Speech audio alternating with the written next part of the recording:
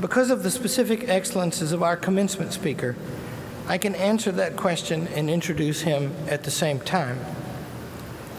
Mark Helprin is a novelist, an essayist, a journalist, an analyst, and an editorialist. He is educated at Harvard, at Oxford, at Princeton, at Columbia. His father and his mother were both involved in entertainment. His father did secret things for a good cause in World War II. His novels and his short stories are beautiful. By that term, I mean that they reflect in their composition and also in their meaning the best and highest things, the things we love the most, the things that brought these students here and brought you here to celebrate them. His war stories are full of love. His love stories are full of struggle. When he writes for the public print, sometimes it's analytical, almost like a catalog sometimes. It's always powerful sometimes when the subject matter and the condition of things admits of it. It's inspiring and beautiful. I happen to have known him for many years and regard him as one of the best people I know. My favorite book of his is called A Soldier of the Great War. It is a story of war and of love. The soldier loves his life. The war threatens his life.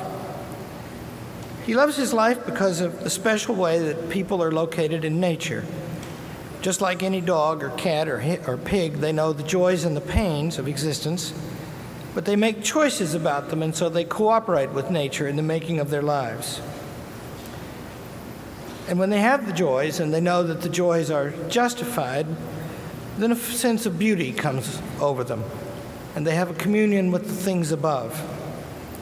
And they can be terrified often, especially in war, but war reminds them of the preciousness of this.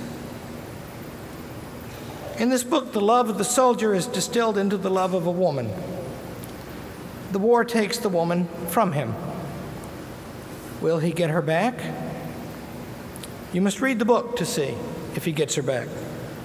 But I can tell you that when you discover the answer to that, you will weep. War is an intensification of life, of the dangers and the choices it gives us. It is there to take our life, but also it shows us life. It's important that Mark Helprin was the first choice of the senior class officers. They know his work.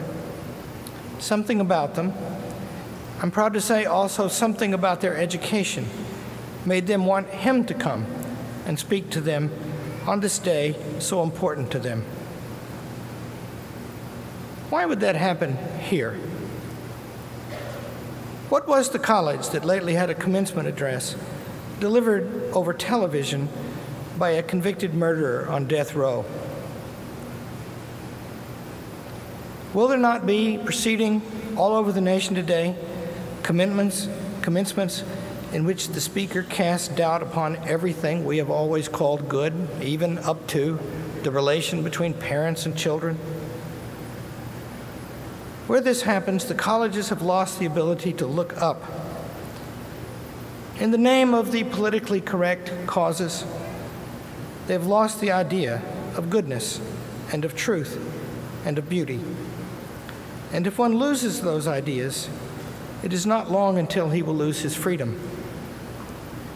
We here at Hillsdale College regard ourselves as fighters for freedom, and that is because we are seekers and lovers of truth and goodness and beauty.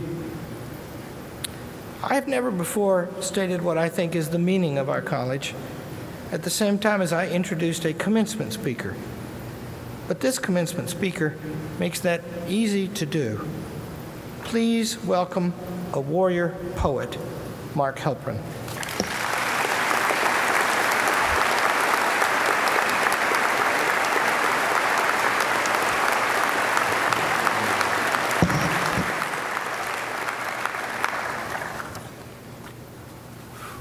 Thank you. Are you disappointed that I'm not Charlie Sheen? I'm not. President Arnn, Mrs. Arnn, Chairman Broadbeck, Congressman Roscom, Professor Whalen, Professor Jordan, Mr. Cervini, Colonel Sussingham, distinguished faculty, trustees, alumni, guests, graduates, and not least families, as you are not only what makes all this possible, but to borrow a phrase from the Second World War, that for which we fight. It is my privilege to speak to you today in this college, where since before the Civil War, the transcendent ideals of the Republic have been upheld in the face of opposition from argument to bullets. Wed to the proposition that all men are created equal, Hillsdale students in extraordinary numbers fought and died to preserve the Union and to free the slaves who they knew were equal before God and as treasured by Him as any people in His creation. And they still know this. They still uphold it, colorblind, as they uphold, by and large, the principles of government that derives its just powers from the consent of the governed, of the individual's carefully calibrated responsibilities to society, and of society's debt and deference to the individual, a phrase you do not often hear. In these times, this takes some courage, but just recognition will come, as it does, as it must, to those who, although they may hope for the approval of man, appeal to the judgment of heaven and therefore fight on. All around this campus, which is lovely, especially in May when you can see it and there are no walls, you will see statues of exemplary statesmen and of Margaret Thatcher, who is also a statesman. The root is the same, but she is also, as we know, a woman.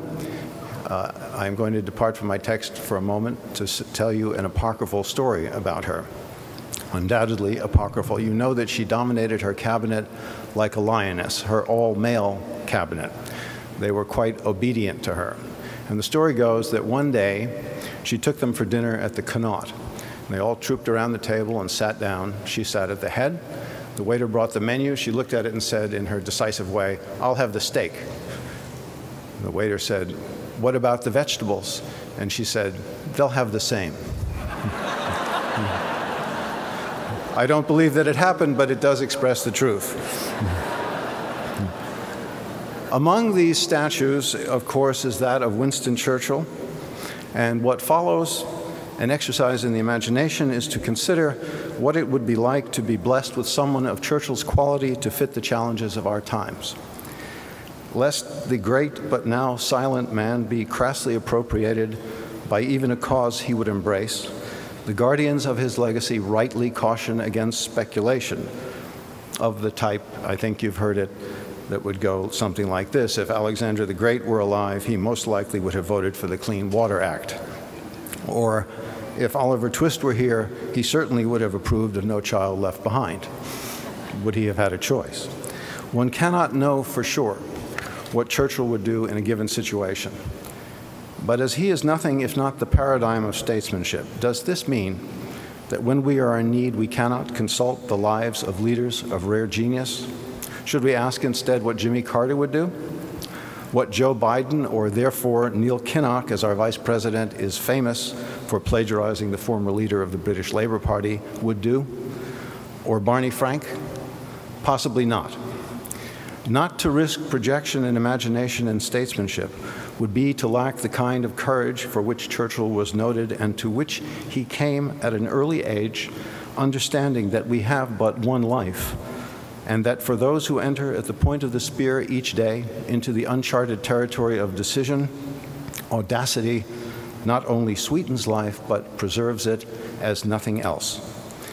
So let us touch upon just 5 of the many Churchillian characteristics to which our contemporaries in public service rarely aspire, much less achieve, in regard to language, experience, solvency, justice, and valor.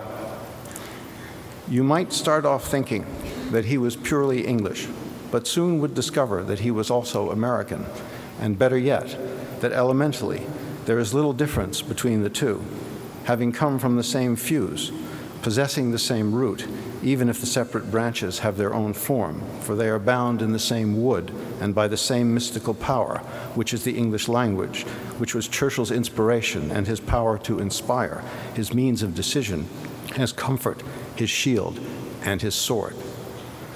Beyond the capacity of analysis, the English language holds within it all the waters that refresh the tree of liberty, and they are, in their various streams, honor, equality, probity, courage, and humility, without which no nation, no matter its luck or gifts, can admirably survive or is worthy to. More powerful than armies, though not in the least obviating them, it carries within it the rhythms and balances of strategic genius. Lucky for Britain and the rest of us that Winston Spencer Churchill carried within him the never-ending arsenal perfected by Shakespeare, Milton, Gibbon, Johnson, and Carlyle, and by every graceful but forgotten speaker in Parliament, or before the bar, or upon a field gleaming in the sun, in the depth of a mine, or at the rail of a ship. We have such speakers too, all across the land, in little towns like this, and in the towers of the great cities. But our presidents of late have failed to discover that substance cannot be decoupled from style, that it is almost a divine law, that in the winds of narcissism and dishonesty, the sails of rhetoric deflate. Put simply, you cannot draw upon the glory of the English language if nearly every utterance is a lie. By the time he first became Prime Minister, Churchill was 65 years old. He had seen war all over the world, including at an advanced age in the trenches of the Great War. He had been both prisoner and escapee of the Boers, a member of Parliament for almost 40 years, Under Secretary of State for the Colonies, President of the Board of Trade, Home Secretary, First Lord of the Admiralty twice, which carried to mathematical absurdity would have made him Second Lord of the Admiralty, Minister of Munitions, Secretary of State for War, Minister of Air, Secretary of State for the Colonies, and Chancellor of the Exchequer. He would be Minister of Defense twice and Prime Minister yet again, technically twice more.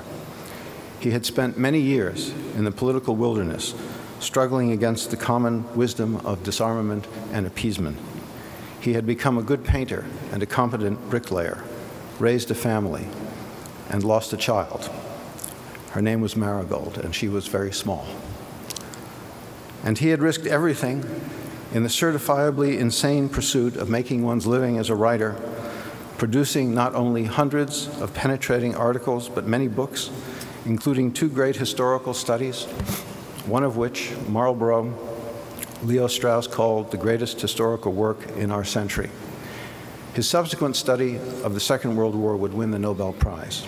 And this does not touch upon his inner development, his skill at horsemanship, his wit, erudition, strength, character, bravery, and pure genius, which were in constant ferment and overwhelmingly abundant, even though he, who had done more than anyone else to save civilization, considered himself in the 1930s and just before his death a failure, as indeed he became when his daughter took her own life. Compare such a man, if you will, to a nightmare person like Donald Trump, or to the ill-formed adolescent presidents of recent decades. It is not so much the resume. Resumes are pieces of paper that flutter into the grave, but the gravitas that we lack in our leaders. In a nation of more than 300 million, where are the adults? Where are those who will invite and can withstand what Churchill called continual stress of soul? Where are those with enough experience in the world not to be hypnotized by self-regard? Is it now a law of nature that such people cannot get within 100 miles of the presidency? And whose fault is that, if not our own? Churchill was merely against President Roosevelt's plan to reduce Germany to a pastoral state, but he would have been astounded by so many Americans so hostile to industry and economic growth that they would do this to their own country. we must and can remain an industrial, technological, leading, confident nation. In the 70s, we were confronted, and we are still confronted, with cheap labor overseas and flooding across our border. And in the 70s, we failed, and we fail still, to meet this challenge with automation, innovation, and sovereign assertion, a response that at one time would have been as natural as the rain or breathing, and for which, as the technological leaders of the world, we were fully prepared. This is still open to us, but we do not have a Winston Churchill to urge it, nor do we have a Winston Churchill, as once we had a Ronald Reagan, to prefer and defend the saving principles, both practical and as they relate to self-determination, of the free market, the liberation of productive energies, and the fundamental right of property. These are proven and worthy of constant encouragement.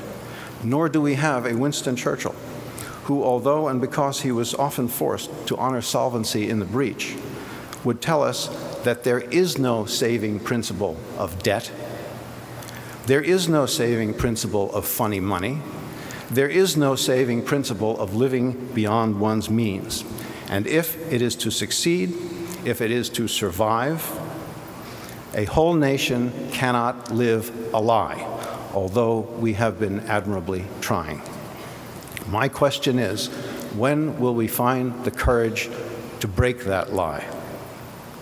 And who will tell us, as Churchill would, that in payment for our hapless decades, we will see in the next blood, toil, tears, and sweat, but that we have withstood and come through these before and can again, strengthened, tranquil, quietly proud, because it is written in our history and written in our blood.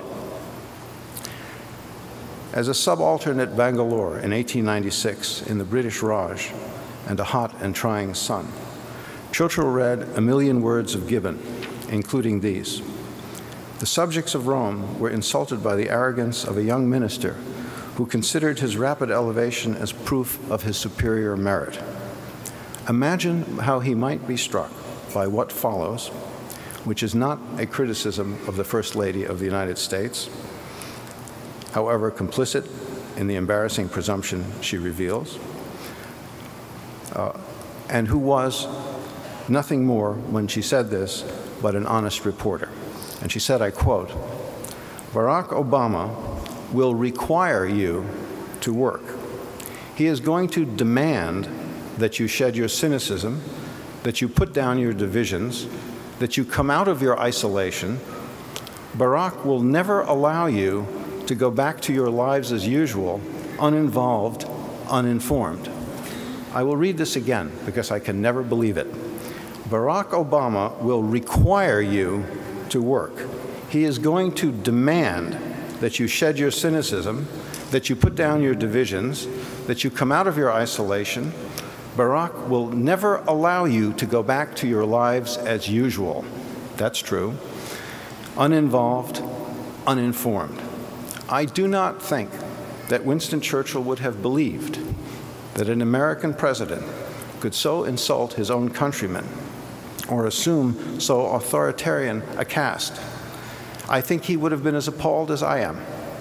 And if Mrs. Obama's revelation is allowed to pass without correction, then this is not the country I know.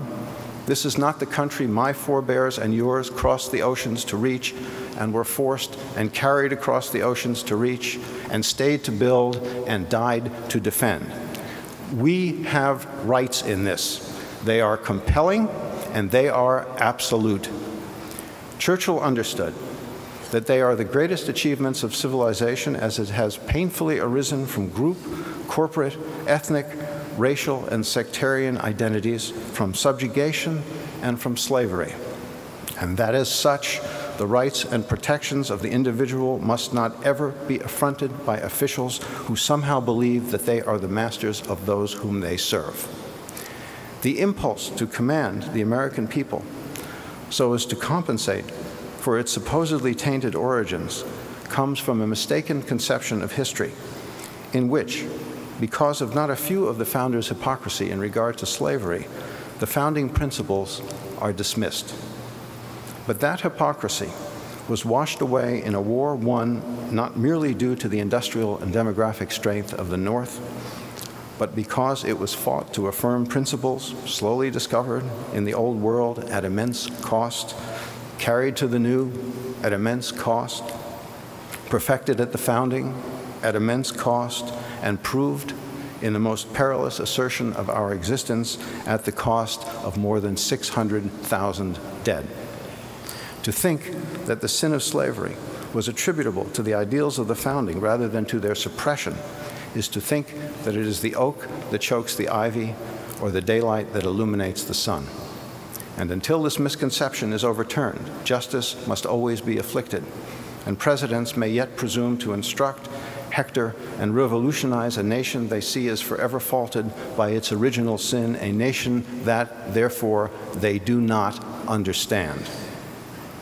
I believe that Winston Churchill, great statesman, great historian, would see this with the utmost clarity. But even Winston Churchill sometimes departed from the first principle of statesmanship, which we ourselves have dangerously forgotten, and that he called the paramount necessity of preparedness. No matter what the material state, no matter the balance sheet, and no matter how one's heart may beat, defense of the nation must come first. War abhors and will rush to exploit a vacuum of deterrent power. And then the cherished narratives and designs of a nation's prosperity will instantly and sometimes forever be displaced. With the parochial view of the Chancellor of the Exchequer, Churchill was as responsible as even Neville Chamberlain for the 10-year rule, writing, quote, that it should now be laid down as a standing assumption that at any given date, there will be no major war for 10 years from that date. That rule was as good an answer as any to John F. Kennedy's question of why England slept. But soon after Churchill endorsed it, he was forced to look from the wilderness upon the whole of things, and this is where greatness found him. He would have been fully alive to our hostile and chaotic world, in which weapons of mass destruction grant medieval religious fanatics and pariah states the potential of great nations.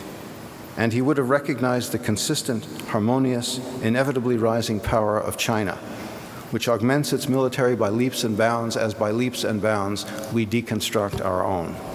I cannot believe that to address the imbalances that are the temptations to aggression, he would not resume his famous calls for action, without which the cost of lost wars and money, broken hearts, and national darkness will far exceed any material sacrifice required to avoid them. Now our leaders must be licensed, sensibly can be required, and should be impelled to see the oncoming waves and move the nation to higher ground. This, of course, is what Churchill attempted to do in the wilderness years. But who among our high officials or candidates to replace them does so now? Who has mastered the particulars? Who dares affront the common wisdom and risk reputation, livelihood, and respect? I hear no names called out, for there is no one, and there will be no one until there is someone. Someone old enough for ambition to have flared and died, someone who sees the presidency as a grave and exhausting task that can responsibly be met only with the continual stress of soul of which Churchill spoke, someone like Winston Churchill. If I am wrong, and Mr. Churchill would not subscribe in spirit to these things I have said, I would say them still. I have said them, and I stand by them because they are true. So when you next hear a candidate for president, and he flatters you, and he tells you that you can have everything, you can't, that you can borrow indefinitely, you can't, and that you are safe in the world, you aren't, think of Winston Churchill. Think of language, experience, solvency, justice, and valor. Like England, if we rise to the occasion, we too can produce statesmen almost unique in the world in knowing that they stand not above their compatriots, but with them. For our history is too stained with blood and tears, our principles too resilient, and our talents too many,